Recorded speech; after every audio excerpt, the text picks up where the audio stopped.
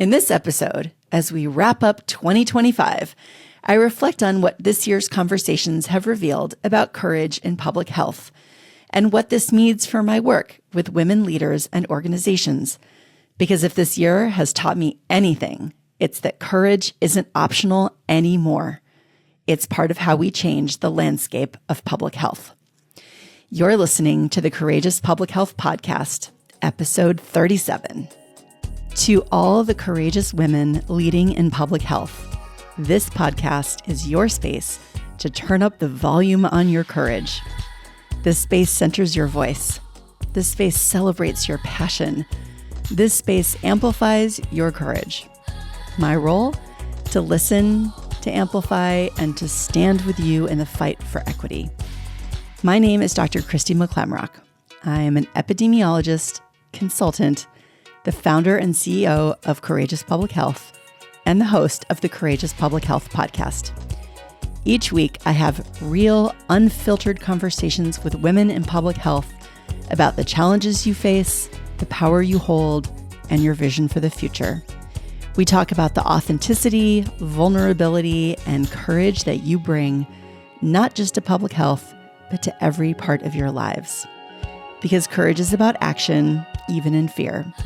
It's about taking up space, leading unapologetically, refusing to be erased, and knowing you never have to do it alone.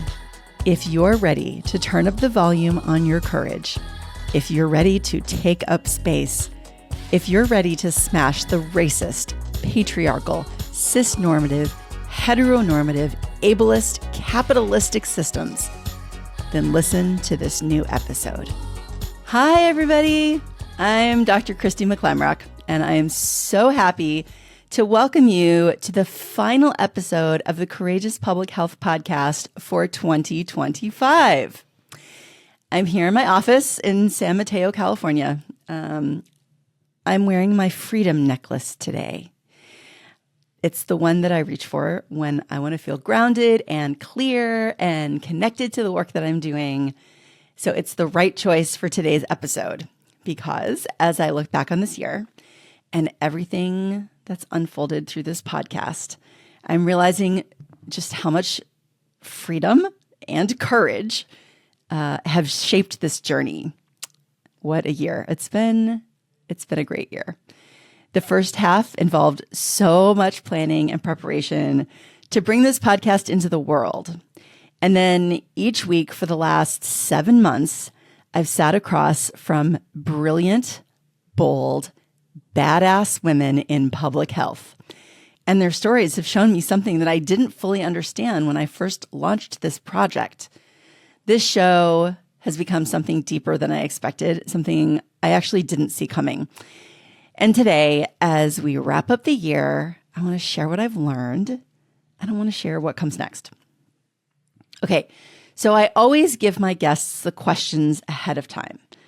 So they know that I'll be inviting them, enrolling them to share examples of courage from their personal and professional lives.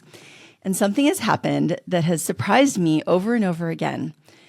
On the day of the interview, before I even hit record, a number of women had said, on the day of the interview, before I even hit record, a number of women have said the same thing about receiving my invitation. They say, I was surprised that you invited me to the podcast. They say, I don't think of myself as courageous. No, strike that one. They say, I didn't think of myself as courageous. They say, I wasn't sure what I'd have to share. But then they sat with it and they started thinking. And they started remembering. And then they began to see. And they began to see the courageous moments in their own lives. Moments that they had dismissed as just doing what I have to do.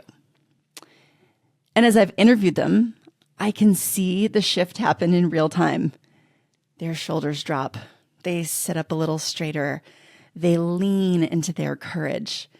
And one of the most meaningful things actually happens after we stop recording. My guests often thank me not just for the interview, but for the opportunity to think about courage. And several have told me that they wouldn't have reflected on it otherwise. Something opens up, something softens, something strengthens. And honestly, that feels incredible to me, to witness someone recognize their own courage, maybe for the first time in years. It feels like watching a door swing open inside them. Across these conversations, I've observed powerful themes. So courage showing up in ways both dramatic and everyday. Making big life transitions, things like moving to a new state or country, starting over, uprooting what's familiar, or applying for a bigger role. Leaving roles or relationships that no longer align.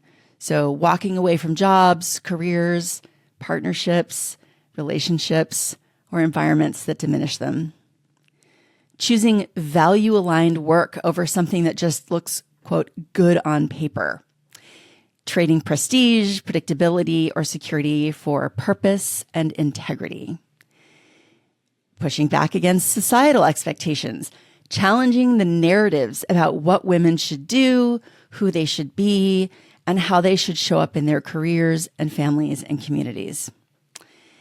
I've also heard people talk about launching something new, whether it's a business, a nonprofit, a consultancy, or a community initiative. Setting boundaries and claiming worth. So saying no when they're at capacity, negotiating compensation, pulling back on workload, demanding respect. They've also talked about staying committed to equity in hostile or politically fraught climates, refusing to dilute their work or abandon the communities they serve. They talked about bringing their full selves into professional spaces, their identity, their culture, their motherhood, their faith, their grief, their joy, their lived experience.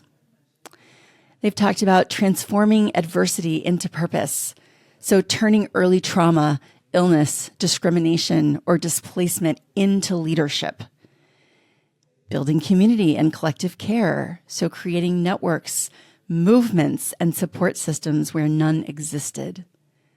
They've talked about choosing visibility and voice, speaking up in meetings, posting the honest version instead of the safe one, staying in the room when imposter syndrome screams leave, and allowing themselves to be seen. And the through line underneath almost every story is this: women in public health are courageous long before they ever call themselves courageous. Week after week, my guests say things like, "I didn't think this was courage. I was just doing what needed to be done." Or, "I didn't see it as courage until someone else pointed it out." Or, "I didn't realize the leap I'd made until much later." And that really has struck me, because what I'm hearing isn't random. Strike that. Because what I'm hearing aren't random, isolated experiences. They're patterns. And in my world, patterns are data. And the data say this clearly. Women in public health are under-naming, under-claiming, and under-celebrating their courage.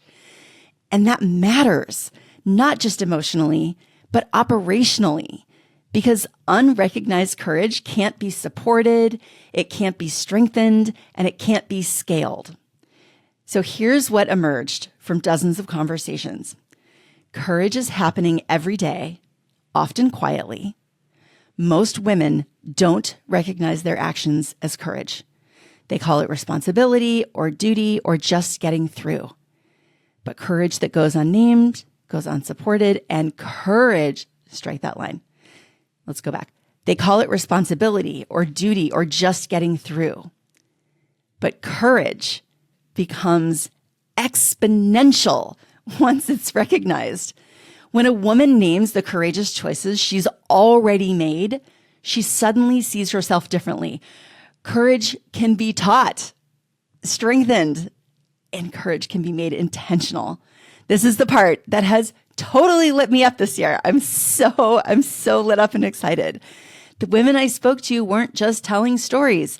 They were describing processes, ways that they navigated fear, made decisions, used their voice strategically, created safety for others, paused when needed, and acted when it matters. This is courage as a skill, not a personality trait. This is courage as something that can be designed, practiced, and shared. And this realization led me somewhere new. Courage isn't the bonus emotion we talk about at retreats. It's not something we just post about on social media and move on from. Courage is a public health solution because we are facing structural challenges. We are facing resource challenges. We are facing communication challenges. We're facing burnout and moral injury and political pressure and systems in flux. Public health is being stretched. Public health is being strained.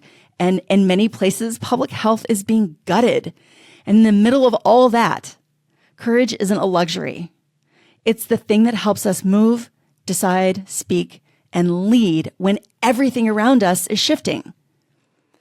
The women I talked to this year showed me that courage increases clarity, it improves decision-making, it supports integrity, it strengthens relationships, it helps move teams through uncertainty, and it lights people up. It activates them. It changes what they believe is possible. And I realized something else. I can help women recognize the courage that they already carry and become intentional about it moving forward.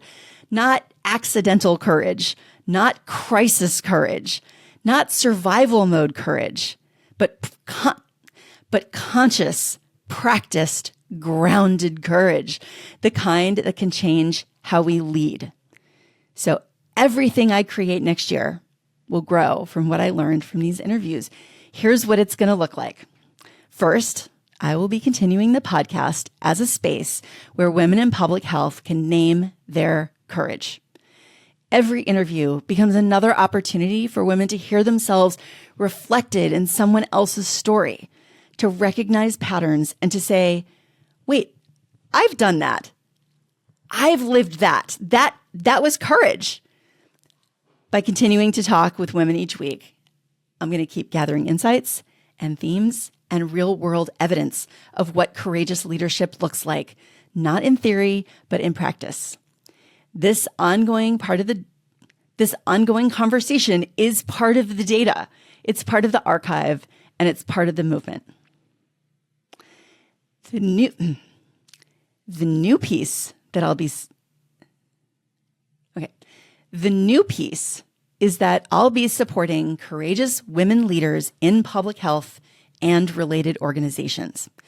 Many teams are facing burnout, turnover, fear-based decision-making. And in this moment, when public health is stretched so thin, organizations need leadership that can hold clarity, integrity, and resilience. Courage becomes the thing that allows leaders to stay grounded, make strong choices, and guide their teams through uncertainty. So I will be offering tailored workshops and facilitated sessions for organizations that want to support courageous leadership among their women. I will be offering tailored workshops and facilitated sessions for organizations that want to support courageous leadership among the women on their teams and strengthen the resilience of their workforce overall. I'll be teaching from a 10-point framework that I've developed, born out of the interviews I've done this year, the themes that keep surfacing, the behaviors courageous women describe without even realizing it. And this framework, this courageous public health framework, it's not theoretical. It's not academic. It's built from the lived experience. It's built from the lived experiences of women in the field. Okay, so here's where I need your help. If your organization is navigating uncertainty, burnout, or change, if your department wants to better support the leaders on its team, if you're ready to move from fear-based decisions to intentional, values-driven leadership, if you as a leader want to lead with more courage and clarity, reach out to me. And if you know of an organization, it could be a public health organization, healthcare, nonprofit, philanthropy, government, honestly, any organization that is doing the work of public health, whether or not they define themselves as public health. If you know of an organization like that that would benefit from this kind of support, please share this episode with them. Spread the word. Make the introduction. The next chapter of Courageous Public Health is meant to be shared, and it's rooted in the insights, lived experiences, and leadership of the women who sat across from me this year. Here's the truth I'm taking with me into 2026. Women in public health are not waiting for permission. They are already courageous. My work, my purpose is to hold up the mirror, to say, you are doing courageous things. Let's name it. Let's strengthen it. Let's make it intentional. And let's use it together to shift what is possible in public health. This is what Courageous Public Health will stand for in 2026. Okay, so every December, I choose a word of the year for the next year. And it's a compass that I can hold in my hand as I walk into the next season of my life and my work. I've had some powerful words over the last few years. So a couple years ago, the word was audacity. Then, let's see. Let me go back. I've had some powerful words over the last few years. So 2 years ago, my word was audacity. Last year, my word was ignite.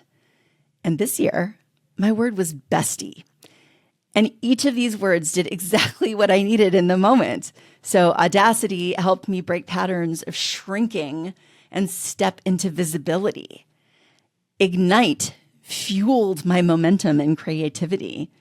And bestie has softened me and helped me be my own best friend. Bestie has softened me. It's helped me be my own best friend. It's brought warmth and ease into a year that needed it. So as I reflected on 2025 with all the conversations I've had in this podcast and all the truths that these women and all the truths my guests have shared and all the patterns that have emerged, one word kept rising to the surface for me. That word is liberation. Courage is the doorway. Liberation is what waits on the other side. Liberation from old stories, liberation from self-doubt, liberation from systems that ask too much and give too little, liberation to build what feels aligned, not what feels expected, liberation to trust myself, liberation to lead with intention. Liberation is freedom with agency. It's freedom with action. It's freedom with clarity, freedom with movement. Liberation means releasing the stories that keep me small, releasing the belief that courage needs permission, releasing the pressure to perform public health leadership instead of embodying it, releasing the idea that I have to fit inside structures that were never designed with women, and particularly women of color, in mind. And liberation is not something that I want for myself. It's something, and liberation is not only something I want for myself. It's something I want for every woman in public health. Every woman who listens to this podcast, just keep every woman in public health.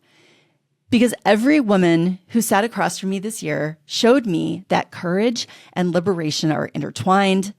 Courage is the spark. Liberation is the expansion. Courage is the moment you speak the truth. Liberation is what happens when you start living from that truth. Courage is the decision. Liberation is the life that opens because of it. So, as we enter 2026, my word of the year is liberation. And my commitment to myself and to you is to embody it fully. Liberation in how I run my business, liberation in how I use my voice, liberation in who I serve and how I serve them, liberation in my boundaries, my creativity, my leadership, and most importantly, liberation in how I recognize, claim, and practice courage intentionally. So think about what your word of the year is. I would love to hear your word of the year. I really want to thank you for being part of this community, for listening, for sharing episodes with your colleagues, for sending messages about the stories that moved you, and for showing up every day in your work with courage you often don't name. So, in 2026, we make courage intentional. We make it visible, liberatory, and we make it part of the solution. And if something in this episode resonated with you, if you're thinking about your own organization, your own team, your own leadership, and wondering whether this work could support you, let's talk. You can reach out directly. You can share the podcast with someone who's in a position to bring this work into their organization. Courage spreads through invitation, through recognition, and community. So help me carry this movement forward. I'm so excited. You can contact me on LinkedIn, Kristi-McClamroch, through my email, KristiMcClamroch@courageouspublichealth.com, and through the Courageous Public Health website, courageouspublichealth.com. All of the links are on the show notes page for episode 37. I'm Dr. Kristi McClamroch, and I want to thank you for an incredible year, and I will see you in January. Thank you for listening to the Courageous Public Health podcast. Visit courageouspublichealth.com to find the show notes for each episode and learn how to connect with us.